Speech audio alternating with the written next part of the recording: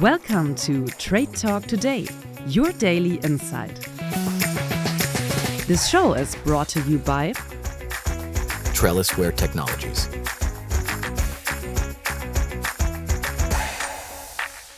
And welcome indeed to Trade Talk Today. And it is day 2 of the XPONENTIal Europe, Europe's first and foremost trade fair when it comes to uncrewed and autonomous systems, as well as robotics. For the next few days, we're going to be having experts, we're going to be having innovators meeting each other together with lawmakers and regulators to kind of see how we can, in a healthy way, integrate these technologies in our lives. And it is with great pleasure and delight that we have some new faces here today. And our first face is Rear Admiral Bock from the Head of Innovation Center Bundeswehr. First of all, welcome to the show. Thank you for having me. Very good. We're going to start the conversation with some rapid-fire questions just to kind of get the energy up a little bit. And you have to choose between two options that I give you. Okay, are you ready? I hope so. Let's do it. Early morning briefing or late night planning session? Definitely both.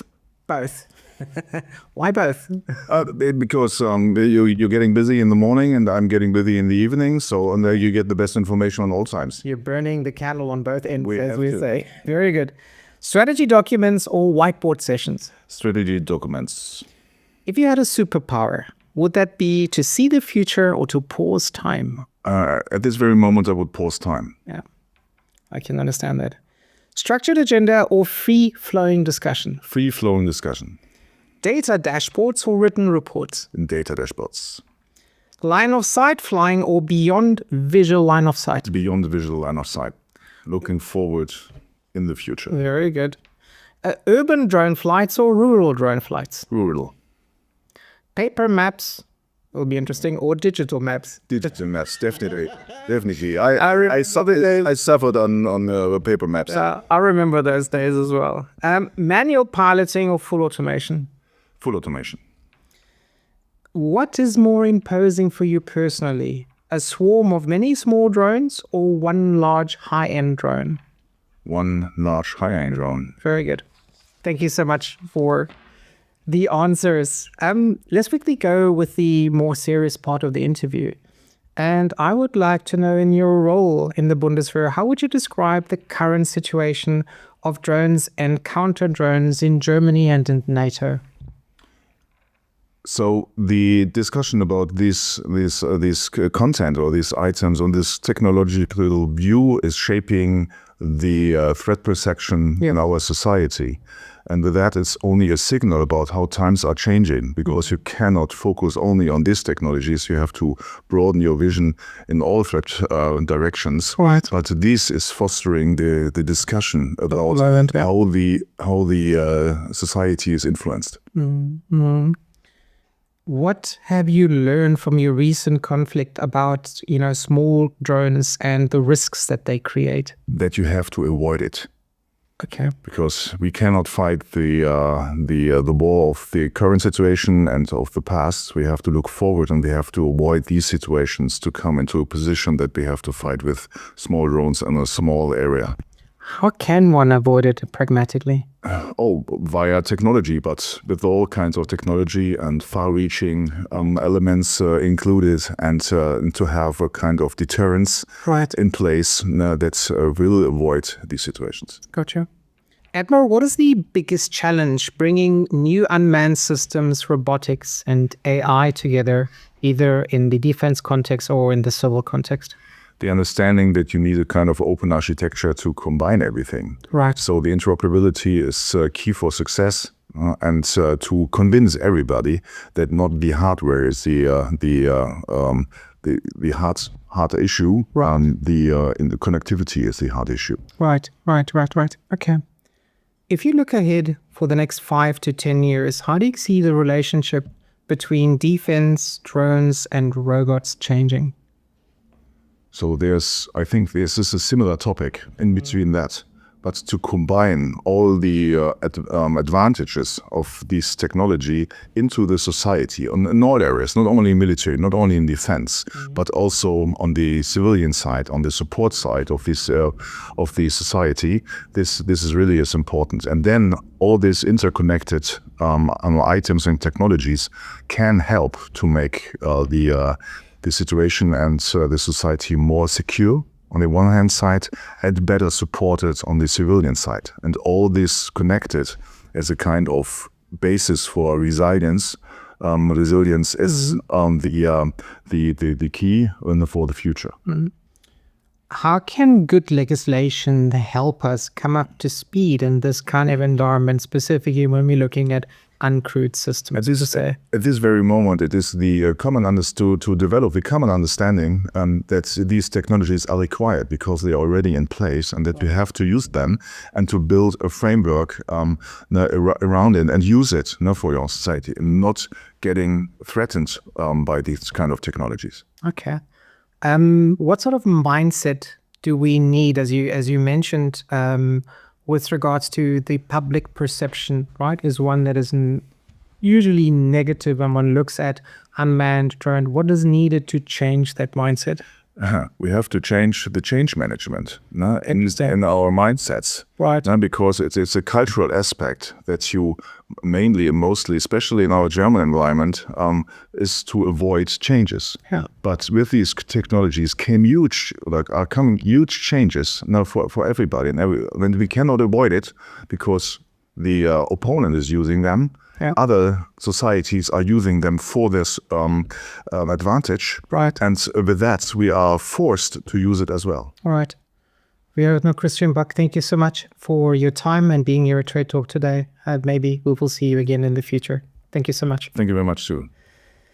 So there we have it. We obviously wanted to make sure that you don't miss out on what is happening at Hall 1 at the XPONENTIal this year. So we took our film crew there to gather some impressions, and please take your time just to have a look at the innovations, the way that people are exchanging ideas and presenting. It's some wonderful impressions to see. Let's have a look.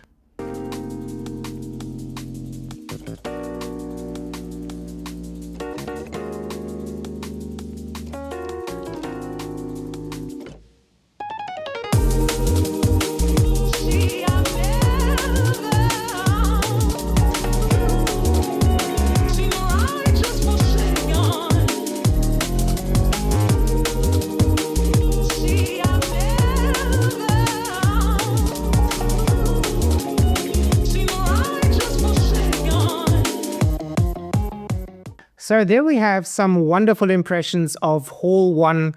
And as you can see, it was full of buzz. And together with me here today, I'm delighted to introduce our second guest. And that is April Com, the Senior Product Manager of TrellisWare. Welcome to the show, April. Thank you, Michael. Very good.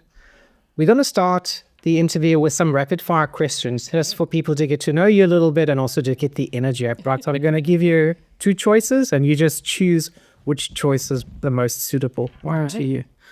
Early morning briefing or late night planning session? Early morning. Early morning briefing. Early morning. Strategy documents or whiteboard sessions? Whiteboard sessions. If you had a superpower, would you prefer to see the future or pause time? Ooh, that one's tough. Let's go see the future. See the future. There we go. Let's prepare for that. Structured agenda or free-flowing discussion? Free-flowing. In Germany, it's structured agenda. Yeah. Okay. Number 5, data dashboards or written reports? Oh, probably data dashboards. Yeah. Line of sight flying or beyond visual line of sight? Ooh, we specialize in line of sight, so that's where my heart is. That's it. Line of sight, that is for you. Very good. Urban drone flights or rural drone flights? Oh, that's very interesting. I guess the urban is maybe the more challenging, so maybe we go there. What are some of the challenges that you... Well, from a communications perspective, the signals bounce off the buildings. So it's really challenging. Yes. Rural is the easier case for my part of the business. Very good. That's too easy of a day. We like very good challenge. This one is key. Paper maps or digital maps? Oh my gosh. I have a real emotional relationship to my old paper maps, and I'm dating myself. Digital's far superior. Very good. Yeah, who would have thought? Manual piloting or full automation? Ooh. Okay, so I recently got my drone pilot's license. So I'm quite proud of having the permission to manually fly the planes, but automation is the future. That's where we're all going. So. And the last one is, what imposes more personally to you? Is it a swarm of many small drones or a large high-end drone? Okay, so similar to kind of this, where is the future? Like the swarm is the future for sure. Okay. The sort of,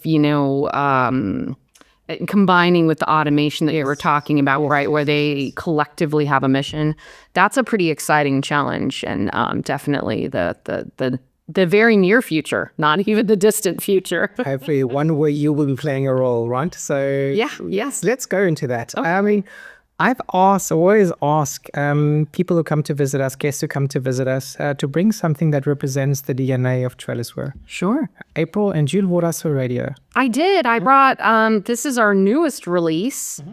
So this is our new plastic embedded radio. So we've had a similar form factor radio for a few years now. But recently we changed the aluminum housing to plastic to reduce the burden of additional weight on the platform. So it helps the life of the battery of the UAV, so more mission life. This is our lowest priced radio as well. Entry level, right? Recognizing that, UAVs have gotten smaller and smaller. Many of them are doing missions where they don't return. Right. So we're doing our best to help the effort, help keep the system cost down to the overall operator. Now, the DNA, the sort of special sauce of what we do at TrellisWare is actually the waveform itself. Right. So really this radio is a vehicle for delivering the software, which is where we really shine. So, this itself is quite representative of what we do, but what's important is the software that you can't see that's hiding inside of the radio. Very good. Very good. And how are you adapting, talking about software, right? Radios and waveform to fit size, weight, and also the power limits that these uncrewed systems have. You mentioned weight as one element, right? It's something that we're constantly being aware of. So our sort of best ability competitively is that we support an incredible amount of spectrum. We can do UHF, L, and S band, which gives an operator tremendous flexibility in, it can be challenging to get permission to operate. Correct. There's something for everyone in the space that we offer without having to change out the modules ever. The one radio does all of the things. And so that's a great core competency for us that makes the system integration really simple because they don't have to change our parts. This is the radio, that's it. And so from there, we're working hard to get the size, weight, and power down while maintaining that, high level of service of what we can offer. So, here you see this plastic offering. We're constantly pushing for smaller and smaller package sizes, lighter weight, higher and higher transmit power to reduce the distance of the communication. Now, conversely, we are looking at, the waveforms that we offer are incredibly resilient and robust. And the more that you put in your network, the better it performs. So if you are in a situation like a swarm, actually, in that case, you can reduce your transmit power substantially because you are able to sort of aggregate the signal from all of your neighboring drones. So then you can reduce your power and save system power. So we're constantly working on ways to be more efficient, ways to be more flexible, have the waveform itself be smart about how to best provide those services to the platform. Talking about being smart, what are your customers most concerned about when it comes to range, resilience, as well as secure links? So security is sort of table stakes, right? Everybody expects at least AES 256. Everybody wants, multiple keys. There's no negotiation on that. That must happen. Range is a matter of physics. Anybody who tells you that they can do something quite out of the ordinary is maybe not being completely honest. Yeah. But where you really can get creative and exciting is with, your EW effects, right? Your low probability of detection or anti-jam, right. Communication resiliency. And so those are the places where we're constantly pushing boundaries and feel we're really offering something special. Very good. How can you make sure, or how are you making sure that TrellisWare equipment can plug into like a larger coalition or alternatively a multi-domain network? It's key. Yeah, absolutely. So we have standardized, while we're extremely proprietary in the way that we communicate, we have standardized on our interfaces. So, an integrator can add the radio, and if they are doing USB, that's it. It's extremely simple. So we have serial interfaces, we have USB, we have Ethernet. We are maximally flexible in that way. In addition, we have a pretty unusual business approach in that, our waveform is what's special. We're willing to port that waveform to other radios. Okay. So if you don't prefer our hardware offerings, we can actually do our software on other hardware. So we partner with other vendors like Harris, Thales, Collins. Right. Just trying to be maximally flexible, get the waveform capabilities into as many hands as possible. Wonderful. April, thank you so much for your time. Thank you. I wish you a wonderful stay for the next few days in Germany. I know it's the first time, but I appreciate you making time being here. Thank you so much for having me. Thank you. So there we were in the air. Now we're back onto the ground. Thank you so much for watching Trade Talk today. We look forward to seeing you again sometime in the future. Safe travels home and see you then. Bye-bye. This show was brought to you by TrellisWare Technologies.